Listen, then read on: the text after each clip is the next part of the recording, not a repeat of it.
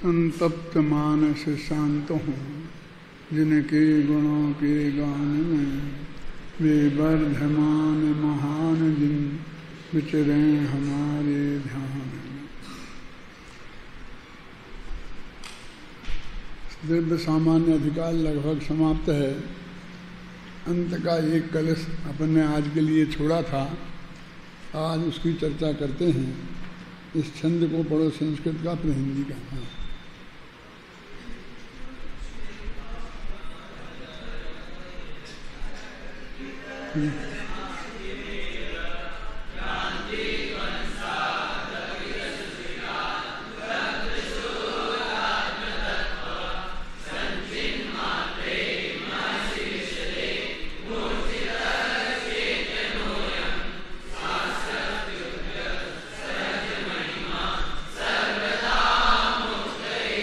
एक बार और पढ़ो इसे।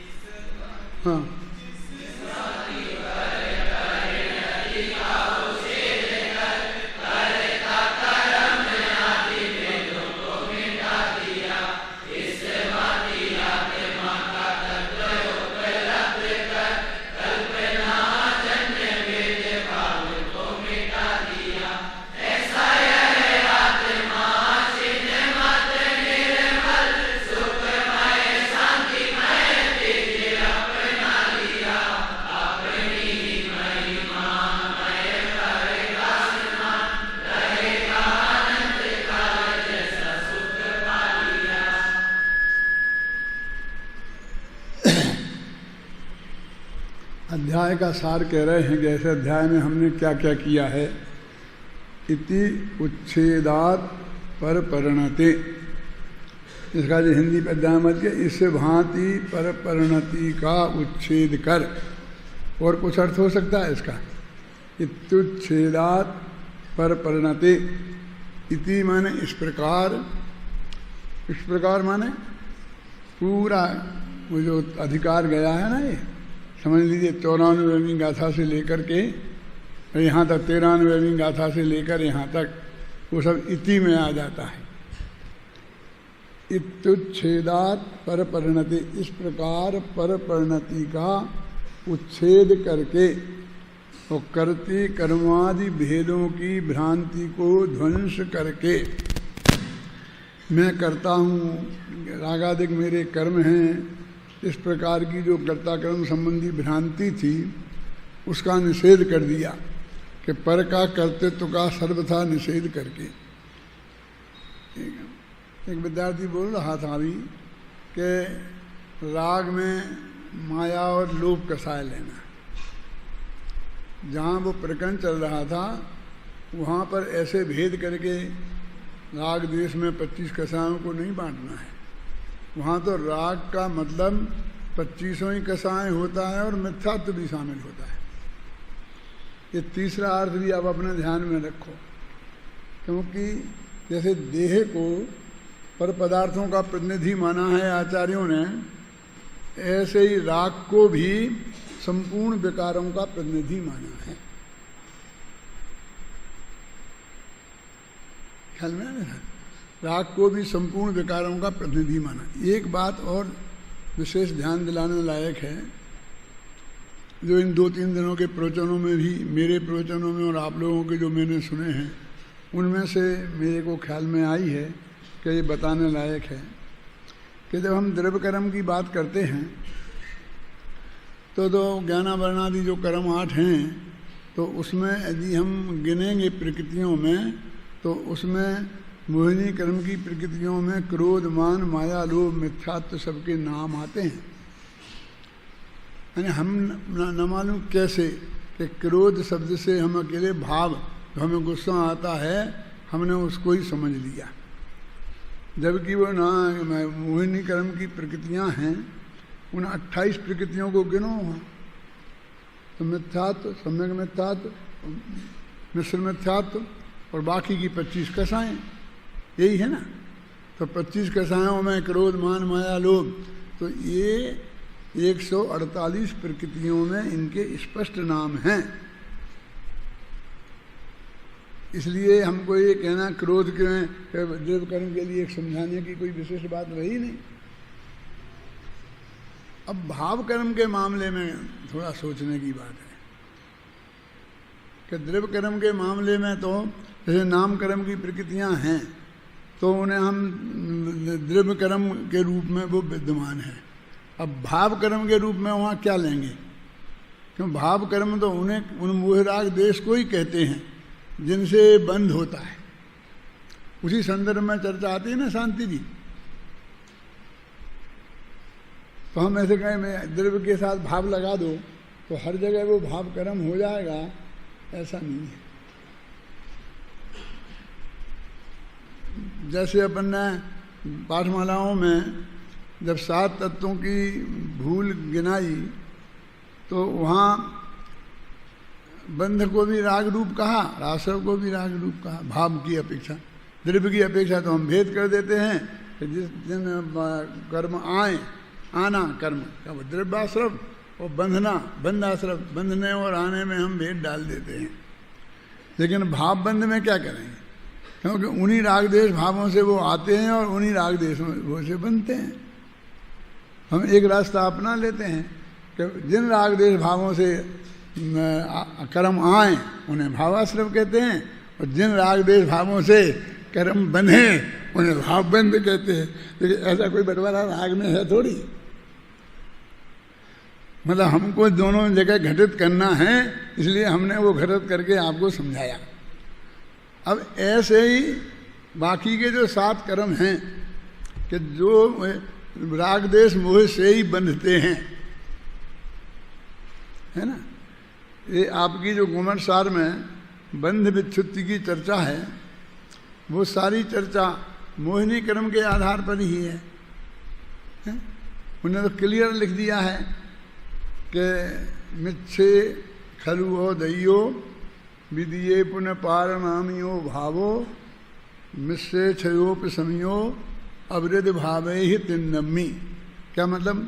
पहले गुणस्थान में मिच्छे मन मिथ्यात्व गुणस्थान में और एक भाव होता है, हैं? और विदिये में दूसरे गुणस्थान में पारिणामिक भाव होता है, ये विराट पता लगता है। और तीसरे मिश्र उपसम से मिश्र भाव होता है और चौथे में तीनों ही होते हैं। फिर आगे लिखा कि आगे जो ये दे सब्बे भावा दर्शन मोहम पडुच्च भनिदाहु, ये सब भाव दर्शन मोह की अपेक्षा से कहे हैं। और तत्व उब्रम, इसके ऊपर सारी चर्चा हम चारित्र मोह की अपेक्षा करेंगे। कहाँ तक? अंत तक, 12वें गुणस्थान तक। फिर 13वें गुणस्थान में सब अकेला योग को कहेंगे। तो वास्तव में बंध तो 12वें गुणस्थान तक होता है। 13वें गुणस्थान में 14वें गुणस्थान में आश्रव होता है, लेकिन फिर एक समय कहीं होता है, माने एक समय उसमें बंध स्थिति पड़ती ही नहीं, इसलिए उसे बंध नहीं कहते हैं। अपन कह दो कि एक समय को बंधा, ऐसा भी कह सकते हैं। तो वो नाम मात्र के बंध हैं। आश्रव भी नाम मात्र का ही है, इसके ऐसा बोलते हैं ना। तो असली तो मोह से ही हुआ ना। तो भाव का जो प्रकरण आएगा 148 कर्मों के संदर्भ में, इस बारे में एक दफा गंभीरता से सोचना। फिर कभी अपन इसकी चर्चा करके फिर उसका निष्कर्ष निकालेंगे। निष्कर्ष तो वैसे यही है कि मोह राग देश के भाव ही वास्तव में भाव कर्म हैं। और कोई हम ज्ञानामणि का दर्शनामणि में उनमें भाव कर्म लगाएंगे तो वो लगेगा नहीं। कैसे लगेगा? आखिर इन कर्मों को ही लगाना पड़ेगा। तो मैंने आपको जो मेरे चित्त में एक विकल्प खड़ा हुआ था वो आप तक पहुंचा दिया। अब अपने यहाँ परिणति चल रही, इत्युच्छेदात पर परिणते। इस प्रकार हमने ये चर्चा करके पर परिणति का उच्छेद कर दिया और कर्तिकर्मादि भेद भ्रांति ध्वंसात कर्ता कर्म संबंधी जो भेद खड़ा होता था, उससे जो भ्रांति खड़ी होती थी, उसको भी हमने ध्वंस कर दिया। क्या भ्रांति खड़ी होती थी कि हम ये कर्ता ये कर्म, फिर किसी परद्रव्य को अपना कर्म मान लेते थे, अपने को कर्म मानते थे तो परद्रव्य को अपना कर्ता मान लेते थे, और किस निमित्त को ही मानते थे। तो तीसरी चीज तो हमारे सामने है ही नहीं। जो होती थी ना, शायद वृंदावन किसी कवि ने लिखा है, भैया भगवती दास ने, उपादान निज गुण जहाँ तहाँ निमित्त पर होए। इतनी सरल परिभाषा है। उपादान निज गुण को कहते हैं, निज की शक्ति को कहते हैं, गुण माने शक्ति, और निमित्त पर होए, बस पर द्रव्य को निमित्त कहते हैं। और जब यहाँ डंके की चोट कह रहा है कि एक द्रव्य दूसरे द्रव्य का कर्ता नहीं है, ये प्रवचन सार का विषय है ना। रागादिक का कर्ता है कि नहीं है, इसमें मतभेद होगा समय सार और प्रवचन सार में। मतभेद तो नहीं है, लेकिन फिर भी दो तरह का कथन आएगा। यहाँ तो स्पष्ट किया ना, क्यों कि ये मैं पर का कर्ता नहीं हूँ, अब वो निमित्त है। अब हम निमित्त को कर्ता कहेंगे तो इस सिद्धांत का उल्लंघन हो गया। किताब इसमें तो लिखा ही नहीं कि निमित्त कोई कर्ता नहीं है। क्यों लिखा कि नहीं लिखा? निमित्त की परिभाषा है कि ये पर है, और एक द्रव्य दूसरे द्रव्य का कर्ता कर्म करण संप्रदान नहीं है, तो और कैसा चाहते थे, क्या लिखते और क्या कहते हैं? कह दिया ना यही कह करके। इसी को ये शुद्ध में भी कह रहे और उसे परम भेद विज्ञान भी कह रहे हैं कि हमने ये समझ लिया कि हम और तुम बिल्कुल जुदे जुदे। तुम माने मतलब सारी दुनिया ये है, और हम जुदे जुदे तब मानेंगे जब कर्ता कर्म करण संप्रदान हमारे हम में होंगे और तुम्हारे तुम में होंगे, है ना। वो समय सार में कहा एकत्व ममत्व कर्तृत्व भोक्तृत्व, ये चार चीजों का निषेध होगा तब हम मानेंगे कि तुमने इस पर को अलग समझा। यहाँ उनने ये कहा कर्त कर्तवादि भेदम, कर्ता कर्म का संबंध नहीं रखोगे तब हम मानेंगे कि तुमने हम उनको और उनको अलग जाना। अपने ऐसा मानते हैं। वैसे तो हमारे घर के तो चार ही आदमी हैं, हम ज़्यादा कोई है नहीं, लेकिन देखो काम तो सबसे ही पड़ता है ना। पड़ोसियों का भी करना पड़ता है और उनसे भी करवाना पड़ता है, तो मतलब ये तो हमारा कोई नहीं पड़ोस में, और हम ना किसी के स्वामी हैं और ना कोई हमारा स्वामी है। तो एकत्व ममत्व का निषेध तो हम बड़ी सरलता से कर देते हैं, लेकिन अब काम तो सबसे ही पड़ता है ना। मैंने एक दफ़ा ऐसा एक वाक्य पढ़ा था किसी का कि जो आदमी ये कहता है कि मेरे बिना दुनिया का काम नहीं चलेगा, वो मूर्ख है, और जो ये कहता है कि मैं दुनिया के बिना अपना काम चला लूँगा, वो महामूर्ख है। ये जैन धर्म के बिल्कुल विपरीत है।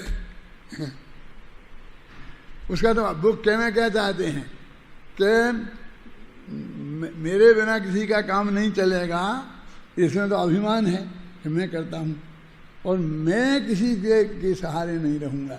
तो स्वतंत्रता की घोषणा नहीं कर रहा है वो, क्या कि मेरे जो ऐसा कहता है मैं दुनिया के बिना काम चला लूँगा, वो महामूर्ख है। माने दुनिया के बिना भी किसी का काम नहीं चलता, माने एक दूसरे के कर्ता तो हैं ही। ये जगत का मतलब नीति का वाक्य है उनका। अपने अपने यहाँ नीति का वाक्य है कि अनीति का वाक्य है, तो बिल्कुल बराबरी पे बात है।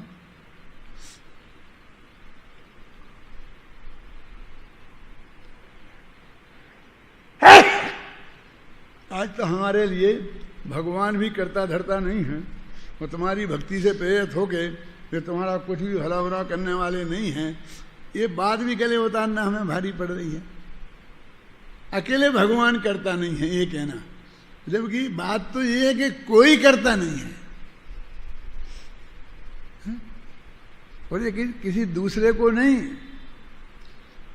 हमारे मिशन के लोगों को, हमारे विद्यार्थियों को जिनके गले अच्छे हैं ना, उनको बहुत जहर जैसा लगती है मेरी ये बात। पहले तो मैंने ऐसा कहना शुरू कर दिया था कि जिनके गले अच्छे होंगे उन्हें मैं विद्यालय में भर्ती नहीं करूँगा, तुमने सुना था कभी? क्यों? कि गले वाले गाने में इतने मस्त हो जाते हैं कि फिर बस उसी में मगन रहते हैं, मुझे प्रतिष्ठाचारी बन जाते हैं। प्रतिष्ठाचारी माने जो बिल्कुल अंश मात्र भी स्वाध्याय नहीं करे, मूर्ख का मूर्ख हो।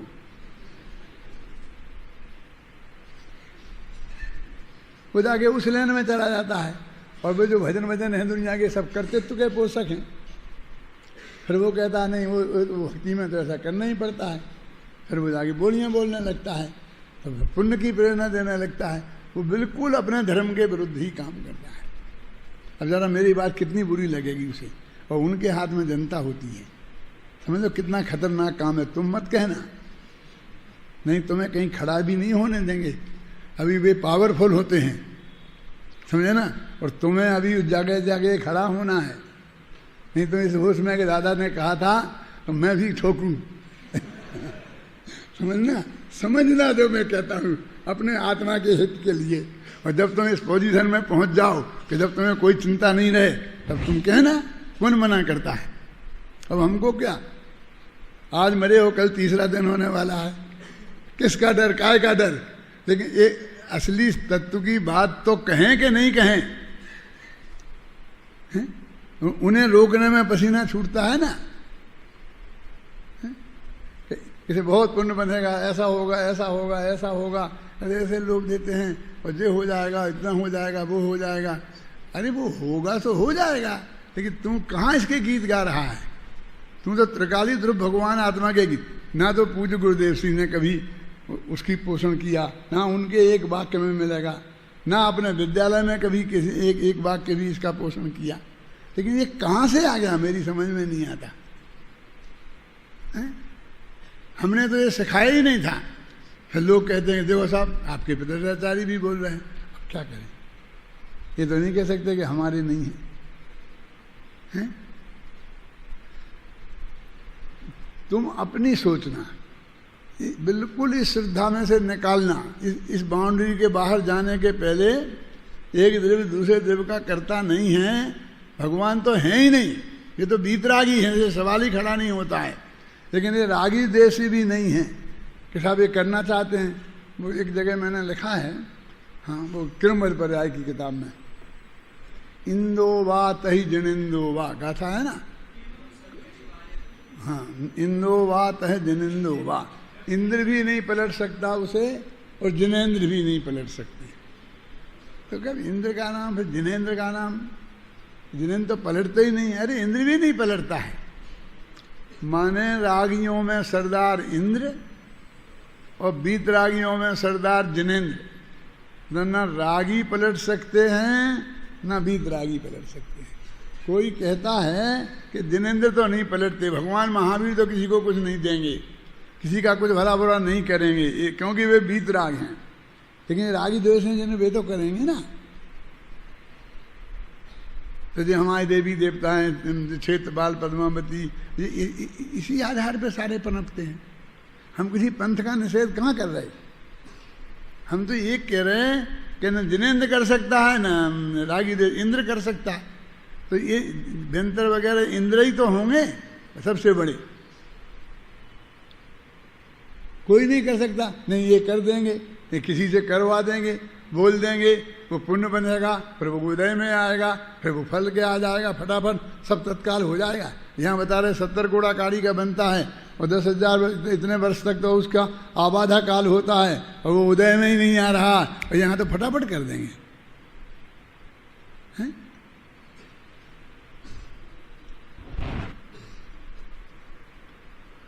तेरे में सिर में दर्द हो रहा, हे भगवान हे भगवान, भगवान को याद किया, सिर दर्द को फटाफट कर दिया भगवान ने। इतना छोटा सा काम है, इसमें थोड़ी ज़्यादा टाइम लगेगा। लेकिन एक तुम 4-10 पैसे की गोली खा लेता ना, सेरीडोन आती कौन आती आज के ज़माने में मुझे पता नहीं। मैं तो जब मैं तुम्हारे बराबर था तब वो सेरीडोन चलती थी, वही याद है आज तक। आजकल चलती कि नहीं चलती है? चलती है। सेरीडोन खा लो तो उससे काम चलता है, भगवान को क्यों परेशान करना। वास्तव में बात तो ये है, ना भगवान करते हैं ना सेरीडोन करती है? लेकिन भगवान का स्वरूप तो बचा रहे। तुम सब उन पे थोपते हो, उनसे बोलते हो, फिर समझाते हो। हम क्या समझने समझाने के लिए हमने ये 5 साल का किया है त्याग। आप लोग अच्छे अच्छे नंबरों वाले लोग हो, 60, 65, 70, 80, 90 वाले हो, तो वहाँ लौकिक किसी भी उपलब्धि में तुम जा सकते थे, उसे छोड़कर इसके लिए यहाँ आए हैं कि फिर हम ये मंत्र पढ़ के, नमोकार मंत्र पढ़ के लोगों का सिर दर्द दूर करेंगे, कैंसर दूर करेंगे, ये करेंगे, ये विधान करा दो तो ये हो जाएगा, इसके लिए आए।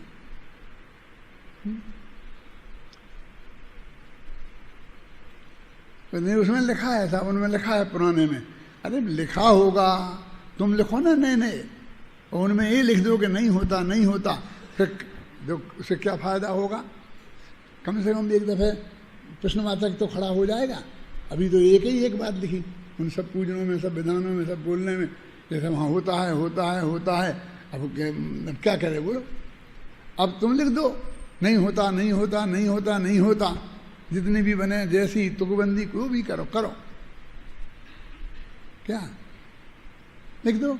फिर बराबरी पे तो खड़े हो जाएंगे कि सब कुछ कहते हैं कि होता है और कुछ कहते हैं कि नहीं होता है, तो फिर विचार करेंगे।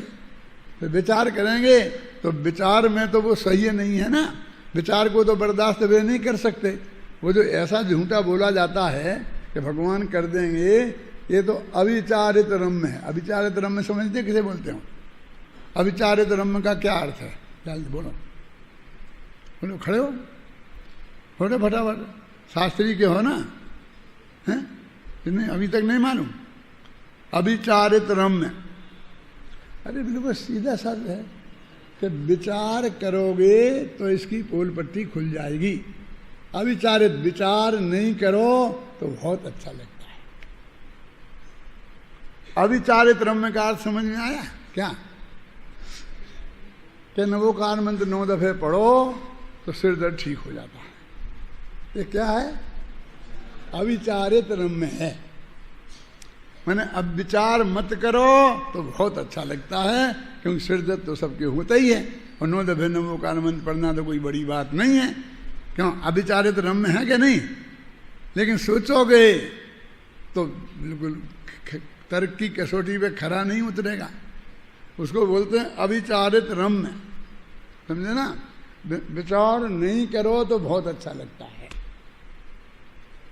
विचार करते वो खड़ा नहीं रह सकता है। तो इत्युच्छेदात पर परिणते कर्ति कर्मादि भेदात ध्वंसात, जो अपन ने 2 पंक्ति में किया ना, इस भांति पर परिणति का उच्छेद कर, एक अक्षर का पद्यानुवाद है ये। इति का मतलब इस भांति, उच्छेदात माने उच्छेद कर, का पर परिणते, पर परिणति का है ना, षष्ठी का एक वचन है ना, पर परिणते। मतलब मेरे कहने का मतलब ये है कि बिल्कुल इसमें रंच मात्र भी नमक मिर्च तक नहीं लगाया है अपना, कहीं लगाते हैं, लेकिन यहाँ तो बिल्कुल साफ है ना। इत्युच्छेदात पर परिणते कर्ति कर्मादि भेदात भ्रांति ध्वंसात, कर्ता कर्म संबंधी भ्रांति का अभाव करके, हैं, कर्ता कर्म संबंधी भेदों को मिटा दिया। इस भांति आत्मा का तत्व उपलब्ध कर, है ना, सुचरात लब्ध शुद्धात्म तत्वा। 3 लाइनों में 2 लाइनों का अर्थ कर दिया है ना। अपने पास तो 8 लाइनें हैं ना, ऊपर तो 4 ही हैं। इस भांति आत्मा का तत्व उपलब्ध कर, है ना, अचिराद अति शीघ्रता से कल्पना जन्य भेद भाव को मिटा दिया। और कल्पना जन्य भेदभाव को मिटा दिया, इसके लिए कोई शब्द नहीं है संस्कृत में। तो ये क्या, ये कहाँ से आ गया फिर? ये भर्ती का पद है, ये पता नहीं लगता कि ये भर्ती का है। आप पढ़ो तो समझिए ना, पता नहीं लगता है, लेकिन बिल्कुल वही बात जो हमको कहना है उसी टाइप की एक बात है। हैं? भ्रांति तो ऊपर आ गया, भ्रांति भेदात, है ना। कल्पना जन्य भेद भाव को मिटा दिया, ऐसा यह आत्मा चिन्ह मात्र निर्मल, चैतन्य मात्र आत्मा है, अत्यंत निर्मल है, सुखमय है, शांतिमय है। ऐसे अपने तेज को इसने अपना लिया और अपनी ही महिमा मय प्रकाशमान, ये अपनी ही महिमा से प्रकाशित है, कि दूसरे से प्रकाशित नहीं है। अपनी ही महिमा से प्रकाशमान और रहेगा अनंत काल। जैसा सुख पा लिया, जैसा इंद्रिय आनंद प्राप्त करेगा वो सुख अनंत काल तक रहेगा। देखो प्रकाशक दो तरह के होते हैं ना, स्वप्रकाशक और परप्रकाशक। दीपक स्वपर प्रकाशक है, लेकिन दीपक में जो पदार्थ प्रकाशित होते हैं वे प्रकाशित ही होते हैं, वे प्रकाशित करते नहीं हैं। तो मन गे मन पर गे सिर्फ प्रकाशित होते हैं, प्रकाशित करते नहीं हैं। लेकिन स्वज्ञ माने अपना आत्मा प्रकाशित होता भी है और प्रकाशित करता भी है, माने उसमें ज्ञेयत्व धर्म भी है और ज्ञानत्व धर्म भी है। अपने न्याय शास्त्र में आता है ना प्रकाश के खोजने के लिए प्रकाशांतर की जरूरत नहीं पड़ती है, कि जो दीपक को खोजने के लिए दीपकांतर की जरूरत नहीं पड़ती है, क्योंकि वो दीपक वो उसमें के प्रकाश में प्रकाशित होने वाले पदार्थों को भी प्रकाशित करता है और स्वयं को भी प्रकाशित करता है। ये तो परीक्षा मुक्त का सूत्र है ना, है? सब एक साथ बोलते हैं। हाँ हाँ सर, उससे द्वारा उत्पन्न नहीं होने पर भी उसको प्रकाशित। देखो मेरे में एक इस प्रकार का भी बहरापन है, ये समझ लो तुम सब, तो तुम्हें काम आएगा। यदि तुम 4 जने एक साथ बोलोगे तो मेरी समझ में कुछ नहीं है, एक बोलोगे शांति से तो वो समझ में आएगा। मैं फोन ले रहा हूँ ना, तो तुम्हारे पास तुम जान से फोन कर रहे हो, 3 आदमी और बात कर रहे होंगे तो मुझे कुछ समझ में नहीं है तुम्हारे पास, और मेरे पास 3 आदमी बात कर रहे होंगे तो भी समझ में नहीं। अब इतना मौका बहुत कम मिलता है फिर, कि मैं सबको भगाऊँ तुम जाओ, कि सब चुप रहो चुप रहो, क्यों? और क्यों वहाँ वालों को कैसे बंद करूँ? तो मैं बात ही नहीं करता फ़ोन से ज़्यादा।